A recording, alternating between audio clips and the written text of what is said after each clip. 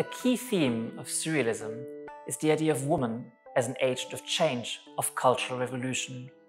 As the Surrealists knew, in the Western metaphysical tradition, there's a clear distinction between male and female, man and woman in terms of certain qualities. The idea that the feminine is associated with chaos, irrationality, emotion, and intuition, whereas the male is associated with rationality, order, and reason. The Surrealists privileged the feminine mode, and they celebrated woman as a goddess or heroine, an embodiment of the surreal itself. And a key trope in Surrealism was the idea of the child woman, or femme enfant, an embodiment of the naive and the childlike that was linked to femininity, chaos, and natural transformation.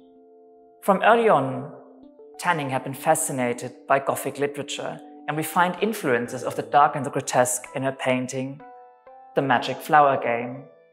We see a young pubescent girl whose body is transformed into a kind of floral outfit. She's holding a skein of wool in her hand and using it to produce a magical flower. The interior reminds one of theatrical set, which is curious if you think about Surrealism and the idea of illusion, of magicians and tricksters. But the main idea behind this composition is that the girl powerfully and confidently reflects the male gaze. She's self-assertive and powerful, and by holding the skein of wool in her hand, Tanning suggests that she's weaving her own destiny, that she's following her own life's path, without the supervision of a male authority figure.